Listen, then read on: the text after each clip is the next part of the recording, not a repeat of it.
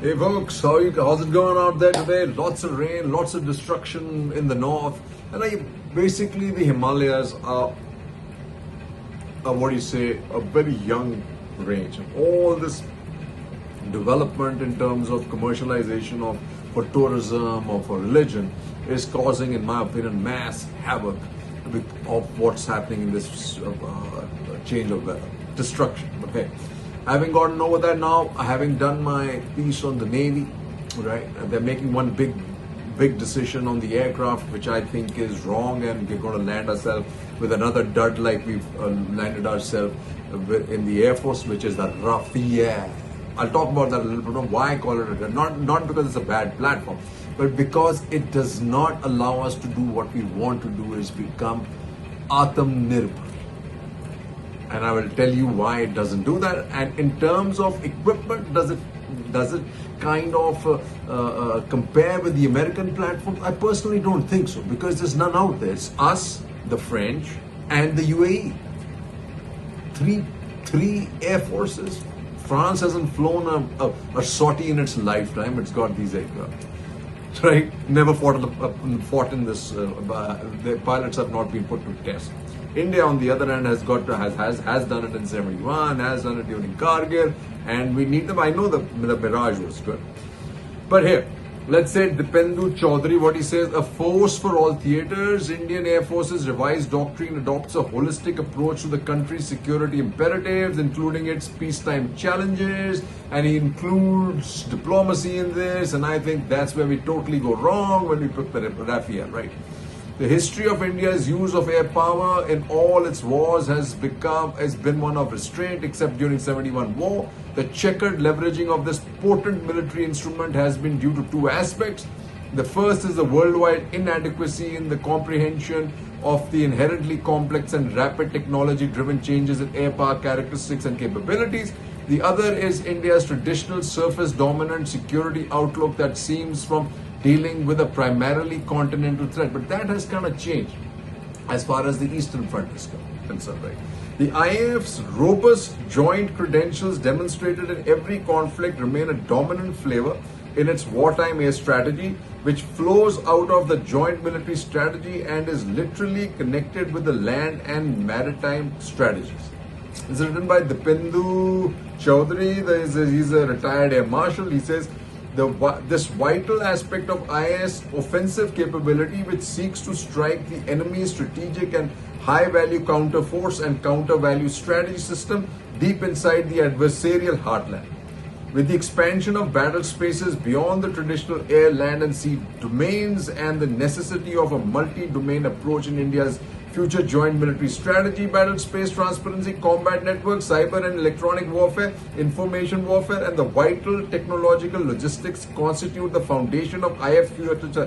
When you put this all together, right, where do the French come in? Where do the French come in cyber, combat networks, transparency, battle space? You really need a platform that connects with the United States, just like the Predator has, folks. But let me say, opportunity and crisis, as Arun Prakash writes, he says, Ukraine crisis underlines need for India to shed dependence on military hardware imports. It certainly does, but hey, you can't make an entire platform. They're too complex and that they're commercially not viable, right? Russia, in the wake of its bungled invasion, was badly in need of friends when China came to its rescue. With Xi Jinping now firmly in Putin's corner, China will not countenance a Russian setback. The consequent relegation of Moscow to a junior partner gives Beijing great leverage and fetters Russia's capacity to pursue independent relations with other states, especially India.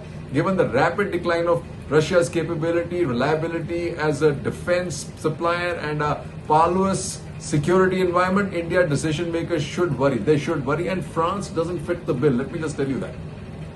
And why it doesn't fit the bill is, hear this. Apart from basing the US, UK SSNs in Australia, Project SSN AUKUS envisages training Australian crew in nuclear operations, sale of 3 Virginia-class SSNs, and delivery of the first UK-built SSN to Australia in the late 2030. Training.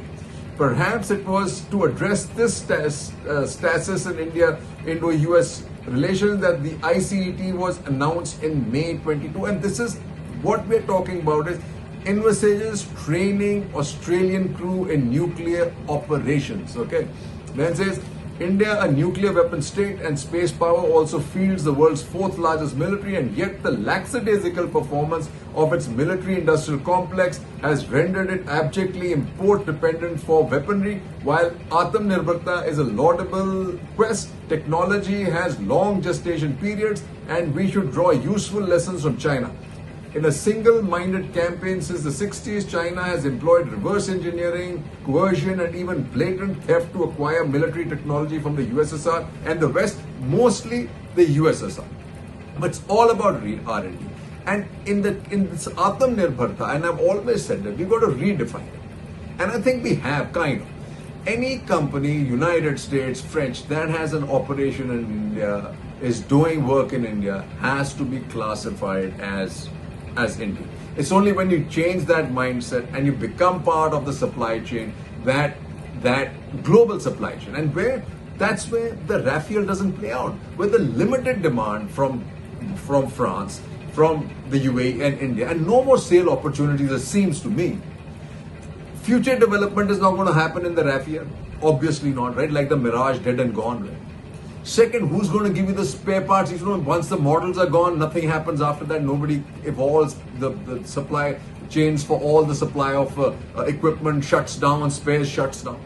And so it becomes commercially unviable. So why did we go for Rafale? Let me tell you the story. This is what I think. This is not Modi's fault. This is Anthony's fault. I think Anthony was wary and has always been being a leftist from Kerala about going with the United States. That's why in 2011, Manmohan Singh, as I've told you earlier, actually jumped the gun, had one of the best receptions in the United States, and I think he did these government-to-government deals for the Hercules and for the Globemaster, and that's what led those particular equipments to get to India. And Anthony was left with no other choices because he knew the USSR, because of what was happening with HAL, was really not delivering, went with the Rafale. And then, the French are equally adept at corrupting the system. Just remember, even they don't think much about corruption. And then you have this, a gradual approach on defense spending. Pranay Kotasane, can India afford a gradual approach? It can't. He says, one, not only has defense spending fallen as a proportion of GDP, but it has also fallen as a percentage of government expenditure. In other words, defense has slipped in priority relative to non-defense functions.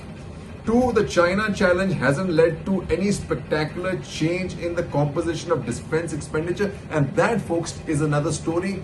It is surprising. Why? By connecting these dots over the last 5 years, a clearer picture emerges. The government seems to firmly believe that China can be handled without a rapid rise in defense expenditure. But after what EM said about being weak, you know what the problem is. They just don't want to spend on defense. Well, if you don't have money for capital expenditure, just go and use the lease program, right? And this is what I said. Modi to sign a deal to acquire 26 Rafale M jets for INS. A dud, folks. Again, it'll be one of the biggest mistakes they've made, just like they made for the other ones. Limited, maybe their hands are tied because I guess the last time they cut short the order and now they have something else to do. But just look at this, right? There was a huge, we knew that we paid 122 odd million or 125 odd million for each Rafale. I just read an article in Israel. They are buying 25 F-35s, top of the line, can cream the Rafale, can clean it out, right? If one F-35 can, I'm told, take on 3 to 4 Rafales, right? I am told, but I could be wrong, right? I'm not a pilot, right? Nor am I from the Air Force. It makes for $3 billion, 25, 120 million each. What are we saying? What are we doing? On one side, we don't have the money, we buy Rafale. On the other side, the best equipment in the world is being sold to Israel. And I'm quite sure if you ask for it, you get it too. And why you need to be with the US is this article. Rahul Singh, how US is sharpening India's edge in defense. Just hear this, right? The acquisition of 31 MQ-9B General Atomic RPS and the production of GE F414 engine in the country came into sharp focus during Prime Minister Narendra Modi's first state visit to the US in June. The US origin platforms currently in the Indian Armed Forces include the C-17 Globemaster, heavy lifter, C-130J, a special operation aircraft, P-81 submarine hunter planes, AH-64E Apache attack helicopters, CH-474 Chinook multi-mission helicopter, MH-60R naval helicopters, and M777 ultra light howitzers. Each of these platforms has helped India fill critical capability gaps and sharpen its military edge, and especially against China. And you also remember, right, when you look at the Air Force had an incredible advantage as far as geography was concerned, because from high altitude in Tibet, the range of what the Chinese aircraft or the Russian aircraft station is limited. On the other hand, India had plethora of fields that they could fly off, which could not be targeted with the number of missiles that China had. You could still avoid them, and you could still fly. But the advantage is now getting lost in terms of these decisions we are making, the delay in acquisition of platforms, and essentially because now we are flying the same aircrafts. The Chinese are flying the same aircraft, we are flying the same aircraft. And believe me, I just told you the kind of relationship now between China and Russia. Russia just cannot ensure supplies to us, spare parts to us, and it also probably is giving latest technology to China, and we are just being given hand-me-outs. This is my thought process, right? And he says, these platforms are gradually inducted into the armed forces 2011 onwards and have a combined value of more than 16 billion. The C-17, C-130Js, P-81 Chinooks, Apaches, and the M777 have played a key role in strengthening the military posture in the Ladakh sector in the backdrop of the lingering border row with China along the line of actual control.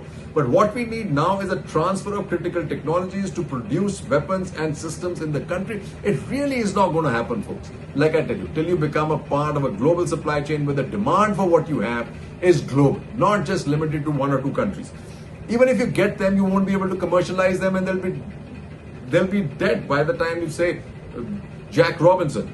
The deal between the world's leading aircraft, GE Aerospace and HAL, to produce fighter jet engines in the country for Tejas light combat aircraft MK2 will involve 80% technology transfer. It is estimated to be around 1 billion and will result in the new jet having an indigenous content of around 75%. But the important part is this: the training of people. Like I said, the training of people which ICET has bought in is what is the most important part. You've got to wonder why we've been producing all this stuff from Russia and we still cannot produce the engines, jet engines that they use. Because either they didn't transfer the technology, or more importantly, we didn't have the ability to absorb that technology.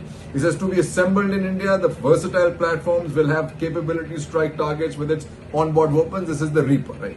And this is, like I said, this is the training of people. US training for astronauts will help in Gangayaan preparation, ISRO chairman. And Modi's visit to US was a mutual win-win, says Telus. He says, in a conversation with HT conducted over email 2 weeks after Modi's visit, while ranking Manmohan Singh's 2000 visit to the USA as truly transformational encounter, Telus said that on its own merits, Modi's visit was a great success. He says he added that Modi wanted to cement US support for India's rise mainly through technology and other forms of collaboration, which he got abundantly. People, folks, training of people is what leads to absorption of capabilities, capacities, and technologies. Not agreements that you get the transfer of technology, 80% transfer of technology. That doesn't do it. If you basically have lost all, we don't have aeronautical engineers the last time I saw, right? Somebody should analyze the IIT and see how many aeronautical engineers are there. And if they are there, most likely they're sitting in the United States. That's what's happened to us, right? You can't expect somebody who's a tailor to make, or a chaiwala to make aeronautical engines, right? You just can't. It just doesn't happen that way. Right? That, folks, is really the problem. And I think the Air Force really now the platform need, in my opinion, I've always said that, you have main platform has to be the US Boeing F-18 or F-16 or even the F-35. The reason is that is something China will never get its hands on. That's the important part. And you will become part of a supply chain. Now look at the number of countries that buy F-35. You're part of the chain. Even if you make a small screw and nut, it starts somewhere. That's how you transfer technology. Not by just writing documents, transfer technology 70%, transfer technology 80%. Everybody is saying that, but they know that HAL never had the absorption capacity. That's why they got nothing from Russia, and Russia ensured that you never had that. 3 cheers and Jai Hind.